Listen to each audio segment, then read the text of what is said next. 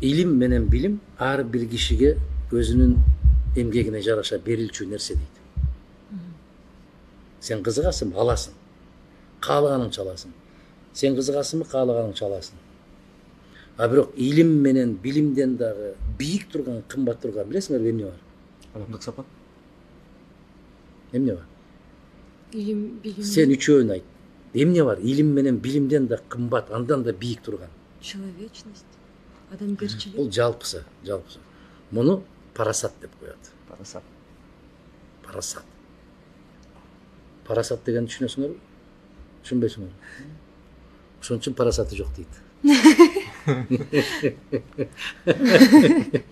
Вот и пришли, да? Вот и ответ. Ошол аябай чоң нерсе да. Парасат деген бул сезимталдуулук дейсиңерби? Муну интуиция дейсиңерби? Муну көрөгөчтүк дейсиңерби? Кандай десеңер ошондой дегиле, бул мындай бир бүт баарын ичине камтып алган нерсе да. Бул парасатты жараткан берет экен да. Жараткан парасат бербесе, ал кишиде парасат пайда болбойт. Негизинде бир жакшы сөз бар го. Адамдын нар жагынан, болор бала болгунан деген сөздөр бар го. Ошондой. Ошол сыяктуу эле болор бала болгунан дегендей эле бешиктеги баланын бек болорун ким билет дейт. Ошол бешикте жатканда эле кээ бир балдарды карап отурсаң, эмне үчүн кыргыздын философиясында балдар 7-8ге чыкканга чейин чоң кишилердин алдына кой берген эмес. Атасына да көп көрсөткөн эмес. Себеп атанын сөзү ок дейт.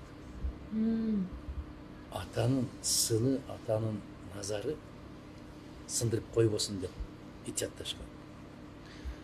Бир балдар болот, 1 жаштар, 2 жашар болуп калган кезинде өтө мындай бир сезимтал, өтө сергек, баарын байкап турган, ал кишинин да көзүнө мондоп карап, бул кишинин да көзүнө карап, баарын билет, сүйлөй албайт. Жаш. Ал парасат менен тааныйт. Акыл менен тааныйт. Анда илим жок, билим жок. А логика это полностью не описывает понятие парасат. Одним словом, да, сложно это объяснить. Парасат это очень ёмкое слово. Там все есть. Да, там все есть.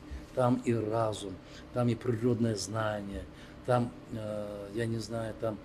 Как вы сказали, интуиция. Да, если хотите, там, как на Западе говорят, вундеркинд, да. Откуда вундеркинд? Скажем так, глядеть вперед, человек, который видит больше, это шире. чутье. Это чутье, это подсознательное нечто такое там, ну... Это необъяснимое такое чувство, да, такое.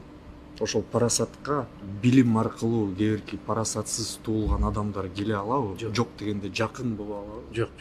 Это, как говорится, дээринде болот, да? Азамат, это к этому... азамат, дээринде бар дейт да. Дээринде бар деген сөз бул илим билим ала элек кезинде эле тетиги чөргөктө дегенди билесиңерби? Чөргөктө деген түшүнүктү билесиңерби? Жок.